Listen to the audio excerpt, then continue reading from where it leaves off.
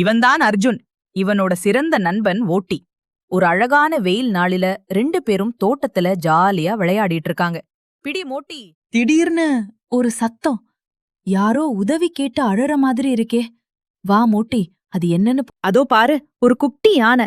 பாவம், தன்னோட குடும்பத்தை பிரிஞ்சு தனியா நிக்குது. கவலைப்படாத குட்டி நண்பா, நாங்க உனக்கு உதவி செய்றோம். உனக்கு பசிக்குதா?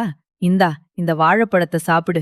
மோட்டி கூட உன்னை பார்த்து வால் ஆட்டுறான் பாரு. பாரு, மோட்டி வழிய கண்டுபிடிச்சிட்டான். இந்த பெரிய கால் தடங்களை பின்தொடர்ந்து போனா உங்க அம்மாவை கண்டுபிடிச்சிடலாம். மெதுவா, ஜாக்கிரதையா கால் வை. தண்ணி எவ்வளவு ஜில்லுன்னு இருக்கு பாரு. பயப்படாத, நாங்க கூடவே இருக்கோம். அதோ அங்கே பாரு, குட்டி யானை அவங்க அம்மாவை பாத்துருச்சு. எவ்வளவு சந்தோஷமா ஓடுது பாரு. நம்ம சாதிச்சிட்டோம் மோட்டி. யானைங்க நமக்கு நன்றி சொல்லுதுங்க. மத்தவங்களுக்கு உதவி செய்யறது எவ்வளவு மகிழ்ச்சியான விஷயம் இல்ல. போயிட்டு வா குட்டி நண்பா.